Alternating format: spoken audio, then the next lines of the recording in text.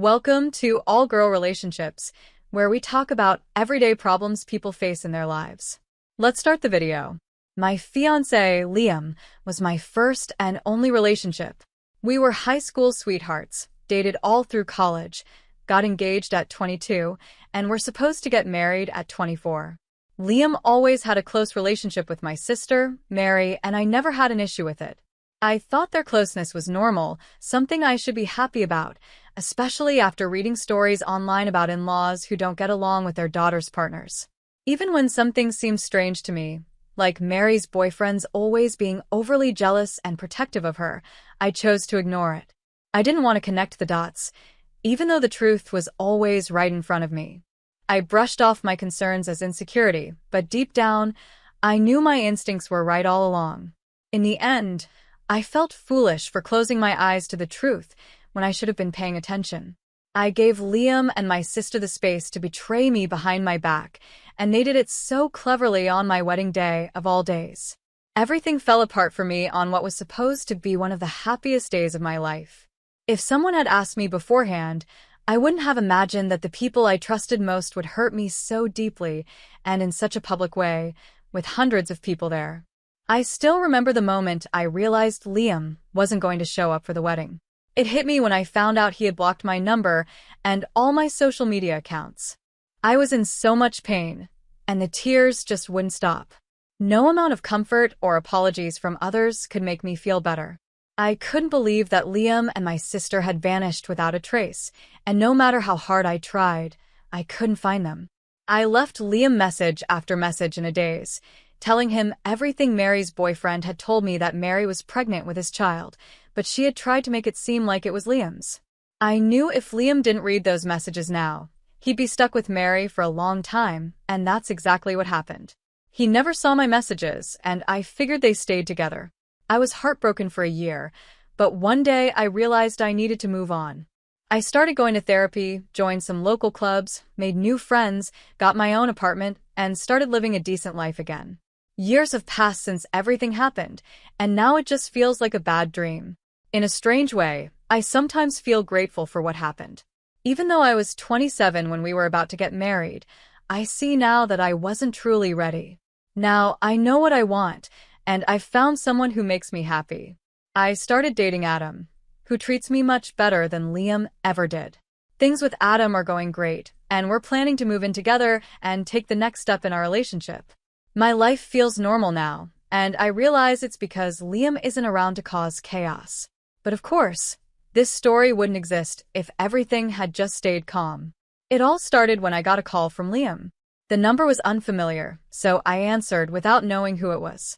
I was shocked to hear Liam's voice on the other end. He sounded like he'd been crying, and his voice was shaky. He began the conversation by apologizing for everything. Feeling awkward, I just replied with a quiet, while he kept talking. He said he had finally read the messages I sent him years ago, and that everything made sense now. He regretted everything and asked if we could meet just once to talk. I told him no, that after everything he did, I couldn't trust him anymore. Surprisingly, he didn't argue. He just hung up. I thought that was the end of it, and I felt relieved. I finally got some closure, and it seemed like Liam had gotten the karma he deserved. But unfortunately, that phone call was just the start. The next day, I started getting flooded with calls and texts from my parents, relatives, and even Mary. They all blamed me for ruining a happy marriage. My mom was especially upset, saying it was petty of me to tell Liam everything Mary's ex-boyfriend had told me, because apparently, she and Liam were already building their own relationship. I shouldn't have tried to ruin things, but this made me sure that Liam must have confronted Mary, and something went wrong between them. Honestly, I don't feel a bit of sympathy for someone like Mary, who wrecked my home. Everything that's happening to her is because she couldn't be honest or loyal. Still, I can't help but have a little bit of doubt, even though Liam's family and even Adam are on my side. I really need some advice here. Am I wrong? I talked to Adam more about this because I felt it was time to tell him the whole story. Before, he only knew a few details. I told him about my wedding day, Mary's ex-boyfriend, Liam, and everything that's happened since. Adam was really understanding and supportive. He knew why I was so hurt by how my family was acting in this situation. He even suggested that I should meet Liam and hear what he had to say. I was surprised, but I agreed. I messaged Liam on the same number he used to call me. We talked a little and made plans to meet in a couple of days as he would be flying to my city. I'll keep you all updated. Well, I met Liam today, and everything you guys predicted was right. Mary had lied to Liam because, of course, Liam had more money than her ex-boyfriend, who was still in college when they were dating. Their relationship turned toxic right after Liam proposed because Mary had gotten what she wanted: a bank account. She stopped doing the things she used to with him and just started using him for his money. Liam was crushed. Since they were married, divorcing her would mean losing a lot of his assets. Eventually, though, he found one of the messages I had sent him while going through his old phone, and that confirmed his suspicions. He decided to get their son's DNA tested, just in case, and it turned out the ex-boyfriend was right. Liam kicked Mary out and filed for divorce. Mary is furious now because she had to move back in with my parents and can no longer afford her expensive lifestyle. Liam told me he wanted to meet me to thank me for helping him. He also tried to talk about how he wished things had worked out between us. I told him straight that the only reason we didn't work out was because of him and his lack of loyalty. I guess he finally realized how badly he messed up because he listened to everything I said with his head down in shame. I didn't say much. I just got up and left. Right now, what I'm really thinking about is my relationship with my family. It's heartbreaking how they side with Mary when she's clearly the one in the wrong. It makes me wonder if my relationship with them was ever real. I know they've always favored Mary because she's the youngest, but this is too much. I'm honestly speechless. I think I need some time to figure out what I really want. Adam and I decided to go on a road trip, which lasted about 2 weeks. Luckily, our jobs are flexible. That trip opened my eyes. It made me see my parents for who they really are and how they truly view me. I realized that, to them, I was always just a replacement for Mary. As soon as they got her back, they'd forget about me. This time wasn't any different from the others, except now I saw it clearly and could connect the dots. Their favoritism toward her is so extreme that I wouldn't be surprised if they even encouraged her to have an affair with Liam. As expected, Mary threw a tantrum when she came back, and my parents got mad at me again. I'm sure they also gave her a lot of money, especially since she gave birth to their first grandchild.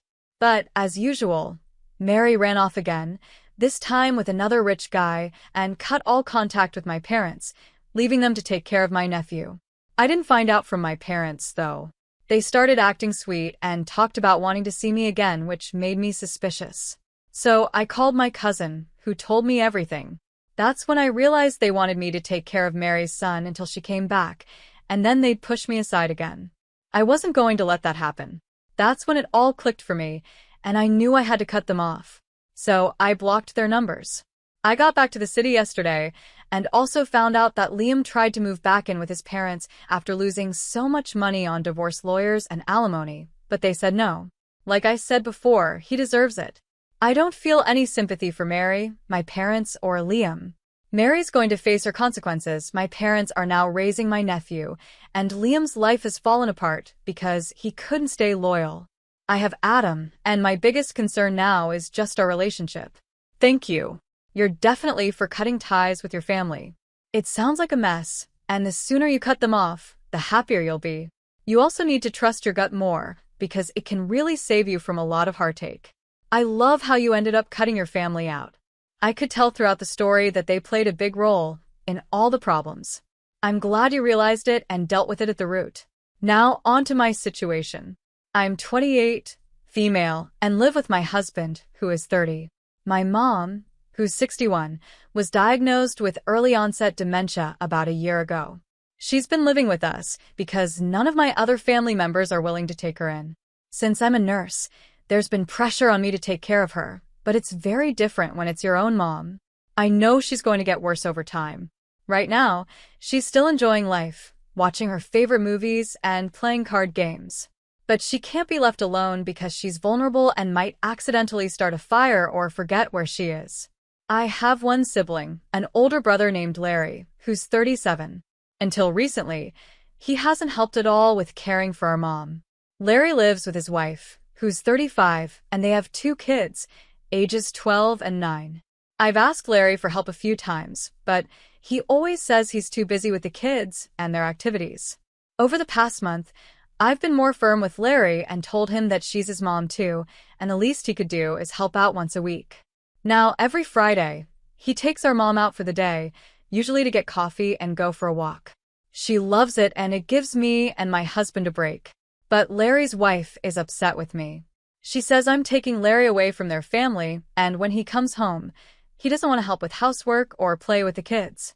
I told her that's not my fault, and that our mom's care isn't optional. It's not fair for me and my husband to do everything when Larry is fully capable of helping. She suggested we put our mom in a nursing home. I told her we can't afford a nursing home unless she and Larry are willing to split the cost. She said they have better things to spend their money on. I told her, well, tough luck, and that Larry will have to keep helping. She called me a jerk for making Larry help. You're definitely. Taking care of your mom is a huge responsibility for you and your husband. Your brother helping out once a week for a few hours is the least he can do. If he's too tired afterward to help his wife or take care of their kids, that's their issue to figure out. They chose to have kids, so that's not your problem. I'm sure you also have other things you'd like to spend your money on, but here you are providing full-time care for your mom and covering all the costs from what it sounds like. Your brother's wife is being selfish for not trying to understand. But this can't continue like this, it's only going to get harder. Don't let yourself be the only one handling the finances and care for your mom. You and your brother need to work together to find a solution. Of course, you should consider your husband, and he should consider his wife, but they don't get the final say. If your sister-in-law doesn't like it, go on vacation and drop your mom off at their house as long as it's safe. Let her see what it's really like to care for someone with dementia. Now, onto my story. My boyfriend, who's 32, and I, 34, are celebrating our 4-year anniversary this month. Since the actual day is on a weekday, we decided to celebrate on the weekend. We both work from home, and we don't live together, so I wanted to surprise him on the actual day with breakfast, a plant he loves plants, and a box of chocolates.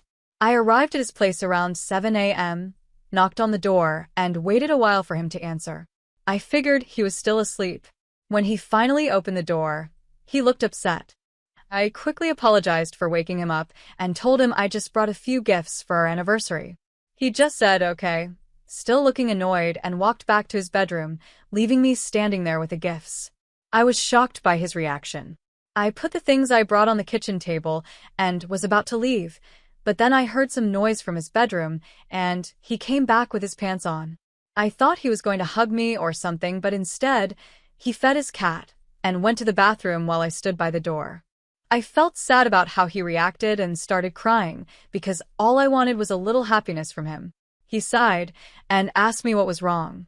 I told him I was sad because he seemed annoyed that I was there, and I had hoped he would be a little happy that I brought something for our anniversary.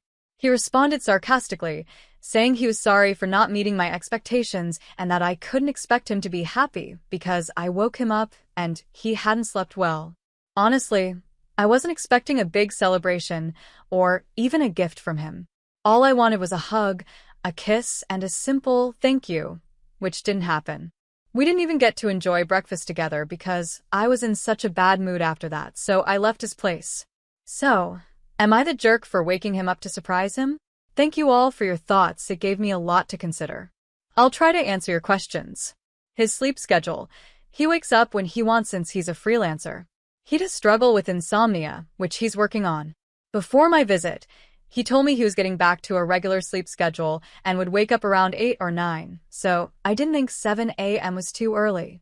Initially, I planned to leave the gifts in his mailbox and text him, but I got excited to see his reaction in person. I admit I should have thought that through more carefully.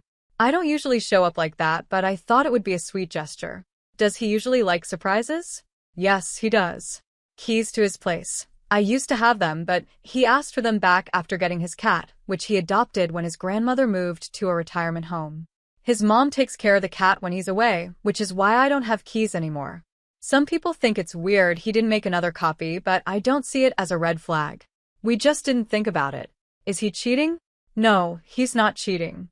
I didn't give any hints that I didn't trust him. The noise I heard was just him drinking water, making his bed, and putting his pants on. I trust him. For the update, we talked about everything and we both agreed that we were a little in the wrong. I apologized for waking him up after a bad night and getting upset at how he reacted. He apologized for making me feel rejected and said it would have been different if he had slept well. He also mentioned he was touched by the gesture, not the jerk.